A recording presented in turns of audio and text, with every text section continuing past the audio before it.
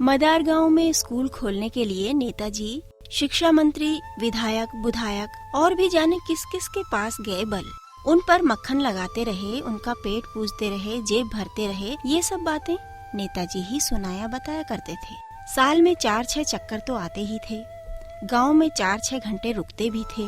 उनके आने पर कभी बकरा काटा जाता और कभी मुर्गा मारा जाता था। गांव में आड़ू, खुबानी, सेव, दाड़िम, नींबू, किम्पू, खीरे, ककड़ी, दाल, मसाले, भुट्टे उट्टे, जाने क्या क्या उन पर न्योछावर किया जाता। और वे इतने दयालु कि कभी भी कुछ ठुकराते नहीं हैं। उनका कहना है कि अगर दीन सुदामा की भेंट नहीं स्वीकारेंगे तो हरि ही रूठ जाएंगे हमसे। उन्हीं दीन सुदामाओं से स्कूल के ही नाम पर 4 बार का चंदा वसूल किया नेताजी ने। उन सब पैसों का कोई लेखा जोखा, कोई हिसाब किताब नहीं रखा गया। नेताजी कहते हैं कि बड़े लोगों को खुश करने के लिए वह तो आधा भी नहीं हुआ, बाकी सब तो उन्होंने अपनी जेब से दिया है। पिछले 2-3 सालों से नेताजी जब भी आते स्कूल की रट लगाए रहते। स्कूल मदार गांव में ही खुलेगा क्योंकि इस गांव से मुझे बहुत ही प्यार है। ये गांव बड़ा भी है और आसपास के 10-12 गांवों से ज्यादा उपजाऊ भी। हर मौसम में हर समय कुछ न कुछ होता ही है खाने चबाने के लिए बल। सिराना, तेलड़ी और बुखनिया गांव यहाँ से नजदीक ही हैं। यहाँ स्कूल खुलने से उन्हें भी फायदा होगा। दूसरे गांवों के भी बच्चे आएंगे तो स्कूल में पैर धरने की भी जगह नहीं बचेगी, ऐसा कह रहे थे नेताजी। फिर ये नौनिहाल पहाड़ों को स्वर्ग बनाएंगे, पहाड़ों के कष्ट के दिन खत्म हो जाएंगे, ऐसा बोल रहे थे नेताजी। खैर भाई जी, क्या हुआ क्या होना है मैं क्या जानूं। मुझे तो यूं भी अध अकल कहते हैं, कुछ सोच जानकर ही तो कहते होंगे लोग। जिस आंगन में कोई बड़ा आदमी बैठा हो मैं तो उसके पास भी नहीं फटकता। दूर दूर से पाए लागू साहब जी कहकर सटक लेता हूँ कि कहीं बड़े लोग शेर की तरह दहाड़ कर यह न कह दें कि ये अध अकल क्यों आया है यहाँ पर। जिस दिन स्कूल का उद्घाटन था गांव में मेला जुड़ गया था। सब गांव वालों ने अपने धराऊ कपड़े पहन लिए थे। कुछ औरतों की साड़ियाँ चमचम चिलमिल कर रही थीं। 1-2 तो सैंडल पहनकर आई थीं। सदा संदूकों में सेंत संभाल कर रखे रहने वाले झुमके गुलूबंद पहन लिए थे कुछ ने। मर्दों ने धुले हुए पजामे पहने हुए थे। 10-1 लोग पैंट वाले भी थे। कुछ पैंटें नाड़े से भी बंधी हुई थीं। 2-3 लोग तिरछी टोपी वाले भी थे। जाड़ा नहीं था पर जिनके पास सुंदर सी स्वेटर, जैकेट या कोट थे वे पहनकर ही आए थे। और क्या, गांव में स्कूल खुल रहा है, कितनी इज्जत की तो बात है बल। ऐसे ही समय के लिए तो होते हैं ऐसे कपड़े। गांव के छोरे छोरी तमाशबीन बनकर आए थे, पर कुछ ऐसे भी थे जो घर के कोनों में छुपे बैठे थे कि कहीं माँ साहब स्कूल में नाम ही न लिख दें। फिर तो रोज ही जाना पड़ेगा, कौन मोल ले रोज रोज का बवाल। इससे भला तो जाओ ही नहीं दिखेगा वो तमाशा तो न सही, न दिखे बल कभी ना। भाई जी मैं तो चला ही गया तमाशगीन बनकर। देखें तो क्या होता है स्कूल खुलने पर। नेताजी आए। सफेद पूर्णमासी की चांदनी जैसी गांधी टोपी, अचकन चूड़ीदार पहने थे वे। प्रधान जी ने उन्हें माला पहनाई। मदार और बुखनिया गांव में जो जो जैसे जैसे भी फूल मिले वे सब उस माला में पिरो दिए गए थे। नेताजी ने गले से उतारकर माला हाथ में लपेट ली थी। वे जोर जोर से बोल रहे थे, इस मदार गांव से मुझे बहुत प्यार है, ये बात आप सभी जानते हैं। इस विद्यालय को स्थापित करने के लिए बल मैंने बहुत पापड़ बेले। दिल्ली लखनऊ कहाँ कहाँ नहीं मारा फिरता रहा, भटकता रहा। अपने मुंह से अपनी क्या तारीफ करूं। आप लोगों से अनुरोध करता हूं बल कि अपने बच्चे इस विद्यालय में पढ़ने के लिए भेजें। फिर नेताजी ने पूछा कि आप में से कोई बता सकता है बच्चों को हम नौनियाल क्यों कहते हैं। मनुष्य मात्र की जीभें जड़ हो गई थी। नेताजी ने चारों ओर गर्दन घुमाई थी तो उनकी पहले से ही अकड़ी हुई गर्दन और भी अकड़ गई थी। मैं आपको बताता हूँ, नेताजी बोले। नौनियाल यानी कि नौनिहाल, मतलब हमारा भविष्य। ये ही बच्चे कल हमारे प्रधानमंत्री होंगे बल, राष्ट्रपति होंगे, बड़े बड़े उद्योगपति होंगे, बड़े बड़े वैज्ञानिक होंगे, बड़े बड़े प्रशासनिक अधिकारी, डॉक्टर, इंजीनियर होंगे। इस विद्यालय में पढ़कर कुछ नौनियाल तो ज्ञान की मशाल लेकर दुनिया में उजाला फैलाएंगे और बाकी दीपक की तरह अपने आसपास की दुनिया को उजाले से भर देंगे बल। कहने को तो नेताजी ने और भी बहुत कुछ कहा, पर मैं ठहरा आधा कल, कितना याद रखता और कितना समझता। मुंह फाड़े उनका मुंह ताकता रहा बस। जब प्रधान जी ने लोगों को इशारा किया कि ताली बजाओ, तो मैंने भी बजा दी कि लो जी, मेरी तरफ से भी शगुन ले लो। उस दिन के बाद मास्टर जी रोज ही गांव में आते, लोगों से कहते कि अपने बच्चे स्कूल पढ़ने भेजो। कहीं पर चाय वाय पी जाते, कहीं से पोटली पाटली बांध ले जाते। काफी दिनों से मास्टर जी भी दिखाई नहीं दिए और स्कूल में क्या क्या हो रहा है यह भी पता नहीं चला। चलिए भाई जी, देख आते हैं स्कूल कैसा चल रहा है। वो देखिए, दूर से देखकर तो स्कूल खंडहर ही लग रहा है। अभी लीपा पोता नहीं गया है ना, इसीलिए। नेताजी कह रहे थे पक्का प्लास्टर होगा, सीमेंट वाला। सीमेंट कोटद्वार से आएगा बल। जरा चाल बढ़ाइए भाई जी, तेज चलिए तेज। स्कूल तक जाना है कि नहीं? हाँ, ऐसे तेज चलने से प्रगति होती है बल। स्कूल में आगे की तरफ वो एक बड़ा कमरा है, पीछे 2 छोटे छोटे कमरे और भी हैं। उनके अभी दरवाजे नहीं लगे हैं और वे चूभ ही रहे हैं बल। कमरे में एक ढकचक ढकचक हिलने वाली कुर्सी रखी है मास्टर जी के लिए, पर वो देखिए बाहर धूप में बैठकर किसी की जन्मपत्री बना रहे हैं वो तो।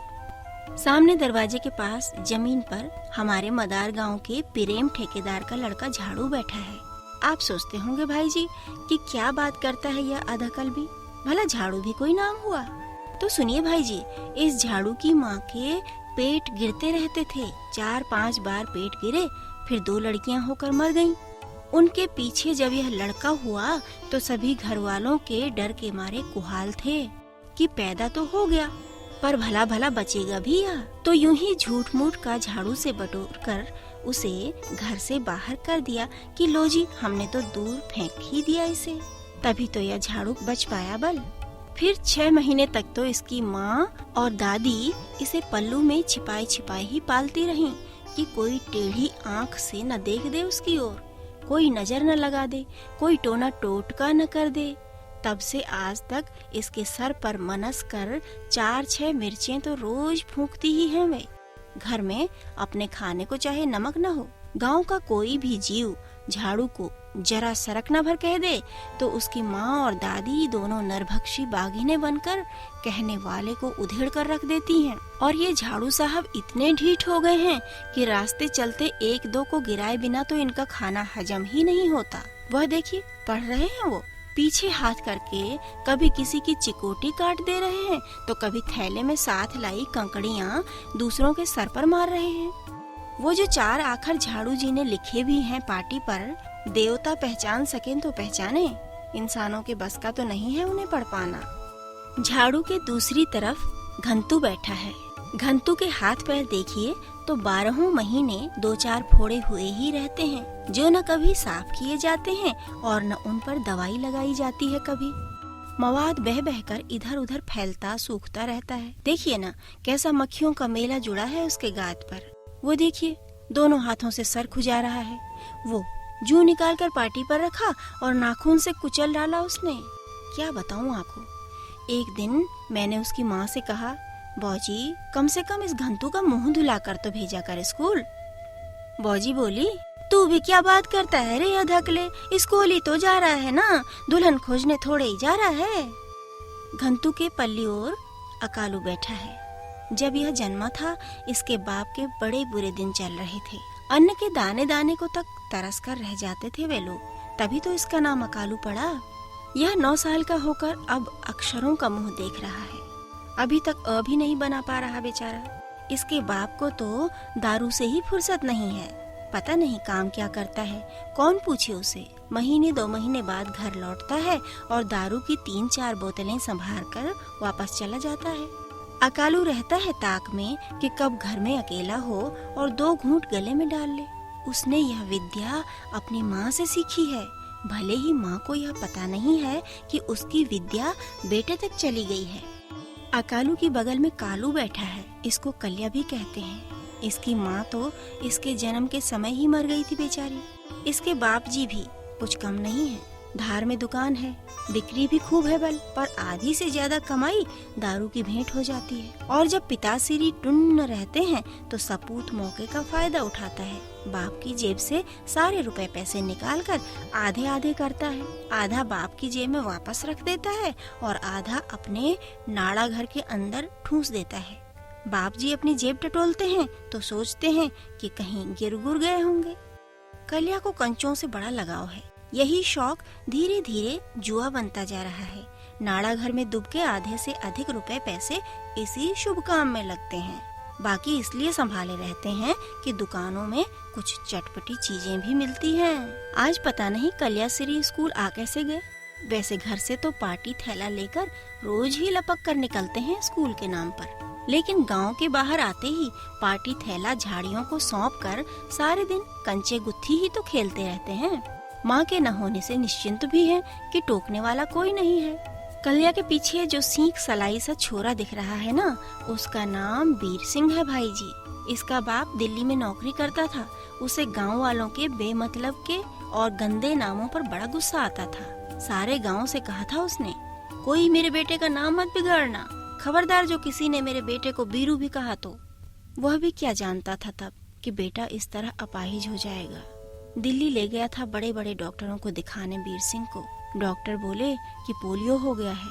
क्या बताऊं भाई जी, बेटे का इलाज करवाने से पहले तो बेचारा आप ही ऊपर चला गया। अब यह वीर सिंह कुछ लिख थोड़ी सकता है, पर इसकी माँ इसे यहाँ रख जाती है कि जिससे वह निश्चिंत होकर खेतों डंगरों का काम देख सके। छोरा कुछ सुनगुन ले तो इसका भाग्य। वीर सिंह के इस तरफ जो बंदर जैसा बैठा दिखाई दे रहा है ना, उसका नाम है अस्सू। उसका बाप दयाराम फौजी है। लड़के का नाम उसने अशोक रखा था, पर उसकी भयंकरासी माँ को यह नाम अच्छा नहीं लगा था। क्या हुआ शोक शाक, शोक हो बुरे कर्म वालों का, इसका नाम तो होगा अस्सू। फिर किसकी हिम्मत थी जो अस्सू को अशोक बोल दे।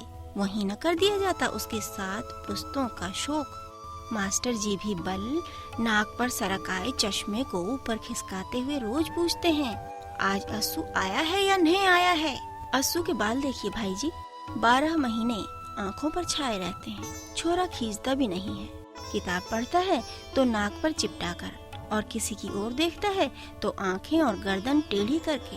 महंगा तो हो ही गया है, पर ऐसा लगता है कि कुछ समय बाद तो इसे दिखाई देना भी बंद हो जाएगा। उन 2 पातों के पीछे जो तीसरी पात है ना, वह कक्षा 3 की है। कक्षा 2 में एक भी विद्यार्थी नहीं है। कक्षा 3 में 2 बच्चे हैं। इधर वाला मोटा सा छोरा जो दूसरे सब छोरों से अलग सा दिखाई दे रहा है ना, उसका नाम प्रमोद है। उसका बाप मिलिट्रिया है, यानी कि फौजी। प्रमोद अपनी माँ के साथ ननिहाल में रहा 2 बरस। वहीं कुछ महीनों तक स्कूल गया था। जरा जरा सा पढ़ लिख लेता था। इम्तिहान में बैठा था और नानी की भैंस दुधारू थी तो पास कैसे न होता भला। फिर प्रमोद ने 2-3 साल यूं ही इधर उधर भटकते हुए काटे।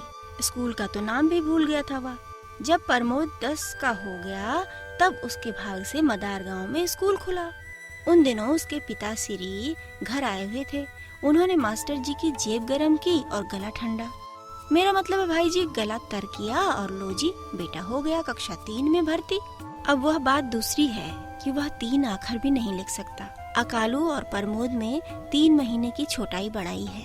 तभी तो अकालू की माँ स्कूल में ही मास्टर जी को छक कर गरिया के गई कि प्रमोद तो भर्ती किया 3 में और मेरा अकालू क्यों रखा है 1 में। तुम्हें मनस्याक यानी कि नरभक्षी खाए मास्टर जी, सारे रोग लग जाएं तुम्हें। वह जाते जाते ऐसा आशीर्वाद दे गई बल। प्रमोद के पल्ले और जो पिचका सा लड़का बैठा है उसका नाम है पत्वा। वैसे सुना है स्कूल की पंजिका में उसका नाम पीताम्बर दत्त लिखा हुआ है। आसपास के सारे गांव में बस एक यही था मन लगाकर पढ़ने वाला। 2 कक्षा 2 गड्ढा में पढ़ा था अपने ताऊ के पास रहकर। फिर ताऊ की बदली दूसरी जगह हो गई तो ताई ने इसे घर भेज दिया था कि उस शहर में जगह की तंगी होगी, हम इसे साथ नहीं ले जा सकते। इसके पिताजी भी कहीं बाहर ही नौकरी करते थे। उनके मरने पर इसकी माँ अपने 3 छोरे छापरे लेकर गांव आ गई थी। पत्वा भाई बहनों में सबसे बड़ा है। पढ़ने लायक हुआ तभी ताऊ के पास भेजा था माँ ने। यह लड़का पहले जुट कर जम कर अपनी पढ़ाई करता था। सजा बनाकर अक्षर लिखता था। जरा सा बिगड़ा कि मिटाता फिर बनाता, दोबारा तिबारा। पर घर से स्कूल आते जाते जो गैर मिलते हैं ना, आजकल पत्तवा का ध्यान उन्हीं की ओर लगा रहता है। उनके साथ बैठकर सोट्टा बीड़ी का अभ्यास पढ़ाई से ज्यादा करने लगा है अब। कक्षा 4 में एक छोरी है बस, लक्ष्मी। घर पर उसके 5 छोटे भाई बहन हैं।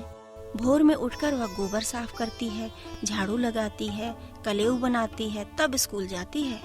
यहाँ से वापस जाकर बर्तन मांजती है, कपड़े धोती है, घास काटती है और रात का खाना भी पकाती है। इस पर भी माँ बर्राती रहती है, राण की बेटी स्कूल में ही सारा दिन खपा आती है। महीने में 10 दिन तो इसकी माँ खाट पर ही पड़ी रहती है। तब लक्ष्मी को स्कूल छोड़कर गाय चराने जाना पड़ता है। छोरी का गला कैसा तो सुरीला है भाई जी। भादों की कुएड़ी घन घोर, ना बस पापी मोर। भादों की कुएड़ी घन घोर, ना बस पापी मोर। वह जब जंगल में खुले गले से गाती है तो सच भाई जी पहाड़ थरथराने लगते हैं, पत्थर रो पड़ते हैं।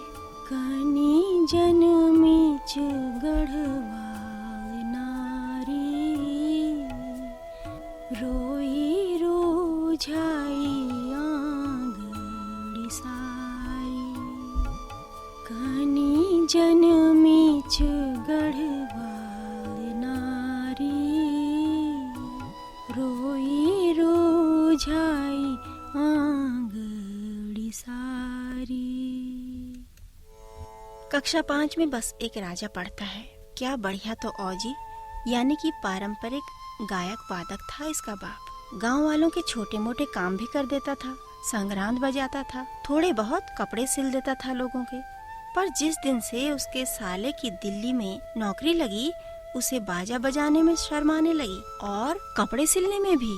साला तो हो गया नौकरिया और जीजा इसी खींचतान में उसकी औजान भी मायके चली गई कि तू क्यों नहीं करता नौकरी बल। औजी नौकरी कैसे करे? कहते हैं नौकरी के लिए सर्टिफिकेट चाहिए और भी जाने क्या क्या। वह सब कहाँ से लाए औजी? जब उसने कामकाज छोड़ दिया तो गांव वालों के भी दिल नजर में बदलाव आता गया। अब लोग उससे पहले की तरह मीठा नहीं बोलते। राजा ननिहाल में कक्षा 4 तक पढ़ा था, पर जब नौकरिया मामा ने झुंझलाना फिनफिनाना शुरू कर दिया तो राजा की माँ को मदार गांव वापस आना ही पड़ गया। तब उसने राजा को यहीं स्कूल में डाल दिया। उसके बाप के तो जैसे पंख ही उग गए कि बेटा पढ़ रहा है। एक दिन मुझसे भी तो कह रहा था, भाई जी कि देख रे अधकले, मेरा लड़का बामण ठाकुरों से बड़ी क्लास में है, सबके सब मेरे छोरे के पीछे हैं, आगे रहना तो दूर उसकी बराबरी पर भी कोई नहीं है बल। उस दिन से तो यह राजा जैसे सोने के सिंहासन पर ही बैठ गया। स्कूल कौन जाए, किताब कलम कौन संभाले, मास्टर का कहा कौन माने। औरों से ऊपर हो ही गए हैं, बाकी क्या चाहिए।